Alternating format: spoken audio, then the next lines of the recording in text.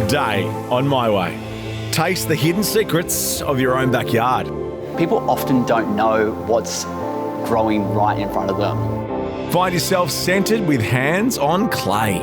I think clay is earthy. It connects you. Travel far north to experience the unforgettable scenery. The biggest thing that I love seeing on my tours is people smiling. And brave the Aussie outback like a bushman. The world opens up as being a far more exciting and adventurous place if you feel comfortable to approach it that way.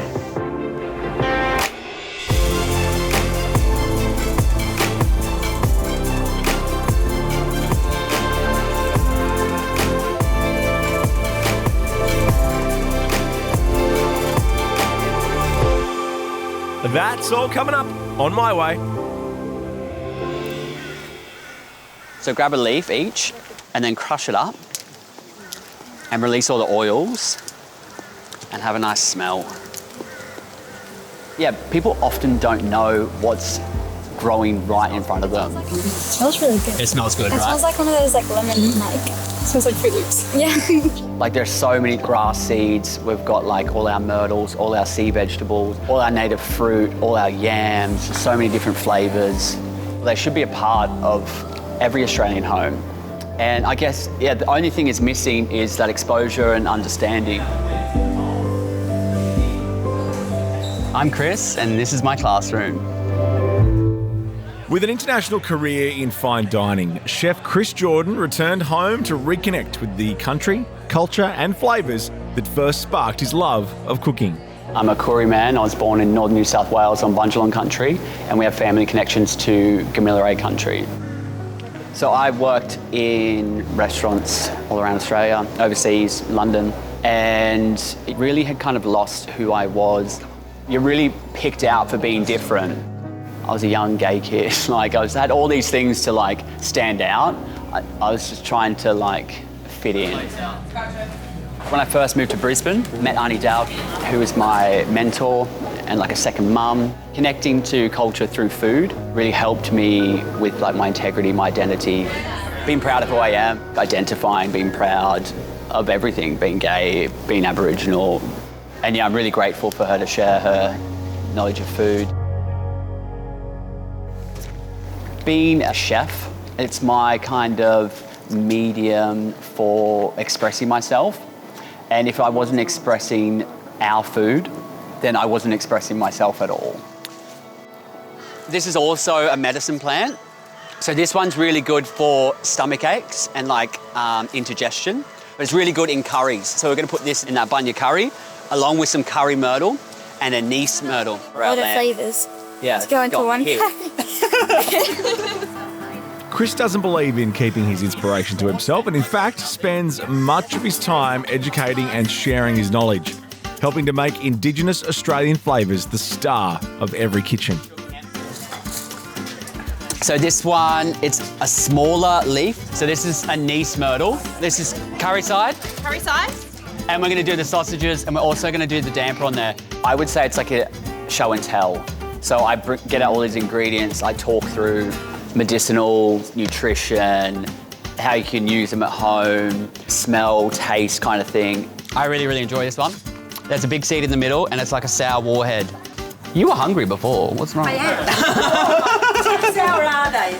The thing I love about it is people come with an interest and they always have questions. But they come to the cooking class to be like, I actually want to learn how to use native ingredients at home. You know, I've seen bunya nuts, lemon myrtle tree in the backyard, but I just don't know how to use it. Surely. No, that goes into the curry sauce. Beautiful. Next job. Who wants to get the fruit off these seeds? You look like you. Some people don't really have the exposure to our native ingredients. People could be told, oh, don't eat anything from the bush, like it's all poisonous or whatever. So I think it's like breaking down those stigmas and stereotypes of being conditioned to think away. Real fire, we don't have a switch to turn up and down. So we add, do you go what we add? Oxygen. There's so many ways that you can apply them and taking the fear out of experimenting. In. Yes. Scary. Oh. I think the most important thing to me is like bringing the next generation up. So we've got this, we've got our sea vegetables. Beautiful. I just need a ladle. Are you on that naan bread, mate? Auntie Dal's shared all her knowledge with me, and working with young kids and I guess filling my cup in that space and doing more meaningful things has really directed me in a completely different way. And then all our lovely sea veg over the top. Bam, salt curry. It's so much easier to introduce things to kids when they're young. This is a normal thing, it's grown here, it's drought resistant, it's really, really good for you, it's medicine. Like, that's knowledge that's been passed down to me, and these kids might then, you know, tell their parents, and there might be that transmission of knowledge as well. Cool stuff, I think. Knowing where things come from, why, and their importance, which I think everyone should know about. Celebrating native ingredients in everyday cooking might be easier than you think. So find Chris at a class and turn your curiosity to confidence. Yeah, it's coming along really nicely. Spicy, sour, sweet, salty, everything. Are you got a mic on or what? Yeah. What's going on? Yeah. That looks bloody beautiful. Coming up later in the show. I wanted to share my family history. But up next. No matter what you make, it's made by your hands and it's so unique.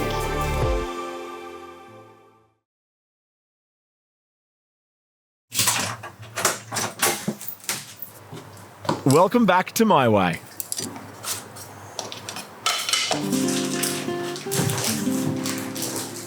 My dad used to do pottery. Seeing my dad basically helping me to build something out of nothing, it was sort of a connection, of course, with the clay, but with my dad as well. I'm Mitra, and this is my connection. Growing up in Iran's capital, Tehran, Mitra absorbed the rich and ancient culture of pottery, but its power didn't reveal itself to her until she settled a few thousand kilometres away. I think for over 7,000 years, Persians were making pots. So I grew up in that family and that environment. There is an artist in every one of us. It's just about we discover it. The reason I came to Australia, it was mainly for a new experience. This says, "This shall pass." It means bogzarad. This shall pass. Life in Iran, I would say, as a woman, it's not that easy, and you cannot be true yourself. I think this gives me the hope that no matter where you live, if it's in Iran or any other country, you have the freedom to live the life you want. And this is something we are fighting for years and years. As the dust settled on her transition from Iran to Australia, Mitra felt there was space in her day that was asking to be filled. I always felt this need of doing something creative and meditative. I was introduced to a potterist, and then as soon as I touched the clay on the first session, I felt this connection with my childhood. I felt like, oh, I think I found what I want to do. I know you thought that you're here for a pottery workshop, but it's a magic show. So I'm gonna show you basically how you turn this ball of clay to the beautiful bowl that which you can use it at home. I think clay is earthy, it's mud. You feel the experience of grounding, it connects you. So we hold the clay. Oh no, don't change the shape. Just give it as a ball. This is the naughty one. All I was doing after my 9-to-5 job was pottery, because I felt so connected to clay and felt so relaxed, basically de-stressed from my day-to-day job. Then I thought I want to create a space that people can feel the same thing that I felt.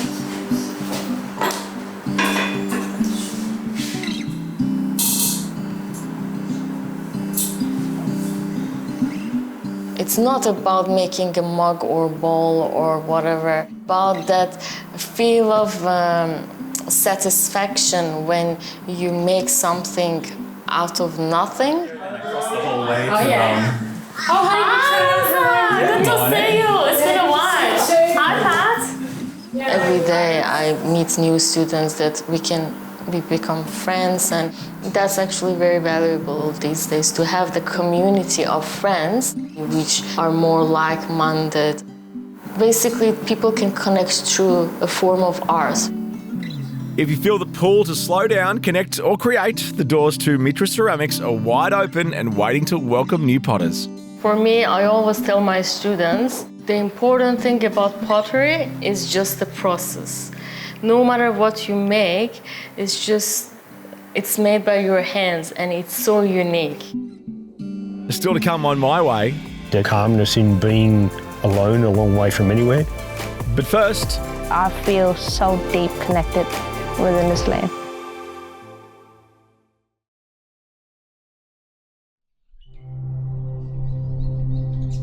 I've been out here for 21 years. This is my home. This is where I took my first step. For me to live out here for that many years, I feel so safe. As if my family is, walking with me. Everything that I do out here is like, I feel like they're right next to me. I feel their presence every day. I'm Jodi, and this is my home. Sitting in the Northern Territory, just a short journey from the town of Katherine, is Nitmiluk National Park, famous for its towering sandstone cliffs, the breathtaking plunge of the gorge, and its deep cultural significance to the Jawoyn people. So pretty much the word Nitmiluk, there's two separate words. So the first part of the word is Nitmi, which is, in our language we call a cicada. So they're always making that nit noise after rainfall. The second part of the word is, in our language when we're meaning place or country is look. So Nitmiluk is just meaning cicada country or cicada songline. The history of this Jawoyn-owned national park is best told by Jodi, who's been learning and sharing the songlines of this place her entire life. So my name is Jodi. I'm going to be a lovely tour guide today, telling you guys all about the place. And I'm also going to be a skipper as well. Growing up as a kid, I was that shy that I could never talk to anyone. But my mum always say, just imagine that they're not looking at you. So just imagine that you're just talking to yourself. And so I did. I used my mum advice, and if it wasn't for my mum advice, I wouldn't be the person who I am now. Give it up for Ben, guys. He's still a trainee. My mother her name is Jane. She was the first Jawoyn female to become a CEO out here in Nitmiluk National Park. She inspired me by being selfless. She's a very caretaker of this place. She's like the mother that, no one never really had in their life. So she would never treat people differently. She would treat them as if that's their own daughter or her son. She is a very extremely hardworking. She's just inspirational. Fueled by that inspiration and her connection to Nitmiluk, Jodi brings her passion for the culture to everything she does. The reason why I wanted to become a tour guide is because I wanted to share my family history. But in this corner here also hold one of the greatest significance for the local Jawoyn people. And the Jawoyn people believe that this is the final resting place for the rental servant. The Jawoyn people, they've been living here for over tens and thousands of years. So for me, to be walking on the exact same footpaths of where they walked over the years, it's empowering, but also at the same time it's a bit of emotional as well. because like I wish they were here to see me how I am today. The biggest thing that I love seeing on my tours is people smiling and people acknowledging that I'm the Jawoyn tour guide, and they acknowledge that so much and they are proud even though they don't know me. My dream is to be like my mum. A lot of my work colleagues out here, they're always looking directly at my eyes and they say, like, you know, one day you'll be the CEO out here. I know for sure. And I'm just like, I got a lot of years of going ahead of me, but the more that I think about it, that is the footpath that I'm actually walking on. And that is the straight line that I'm following. To experience the magic of Nitmiluk through the eyes of Jodi, schedule yourself in for a river tour as you're planning your trip through Katherine. I feel so deep connected within this land. Is that, you know, when I feel so deep connected, it's the very special feeling that I feel so safe around this place and nothing could ever hurt me. Up next. Allow yourself to start to sort of wind down and just become present in where we're going.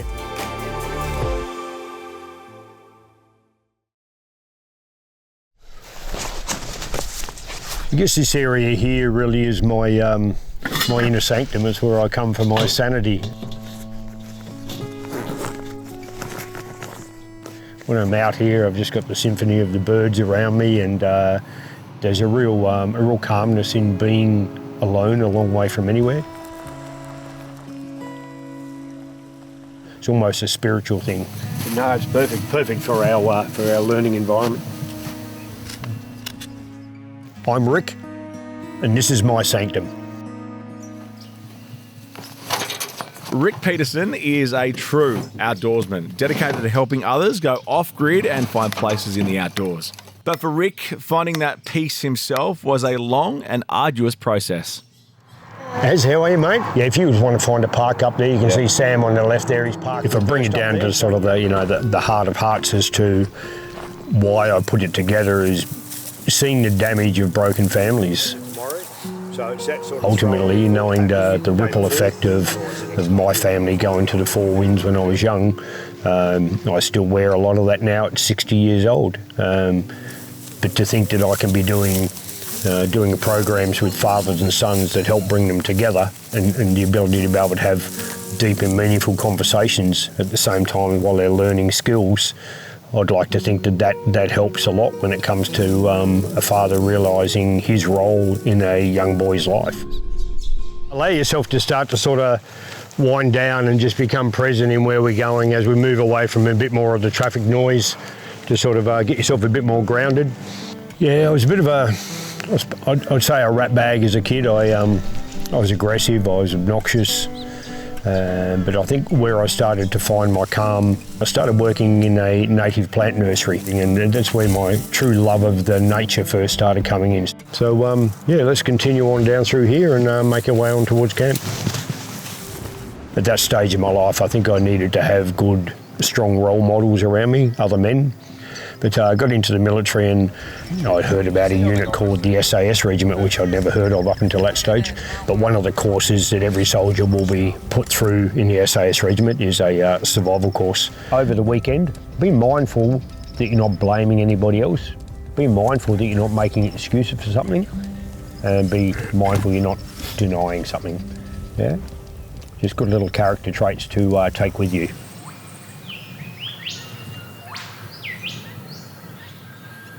When my wife and I brought our two young boys into the world, I needed to, I suppose I phrase it as civilianise myself when I got out, getting to find out who I was again outside of the military, and that concept of intergenerational trauma was playing on my mind.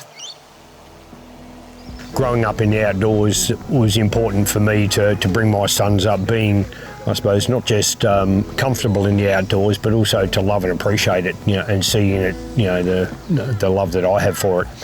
And I'd have a few of the boys have their mates that would have sleepovers, and we'd go exploring at night and spotlighting, and then they would go home and tell their dads, and the dads would say, hey, any chance we can go camping with you, or maybe come and do some time with you? The boys always rave about the time they've had with you. So we'll just have a minute of silence and just listen to the sounds of what different birds you can hear in the morning.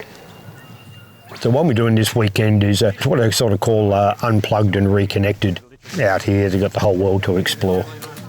Well, the fundamentals will be the priorities of survival, but in order to be a good survivalist, having a few basic skills of whether or not it's being able to use a knife safely or a cutting edge tool safely, being able to tie a couple of functional knots, they all come in really handy when it comes to building shelters or being able to make yourself something or that you might need to improvise.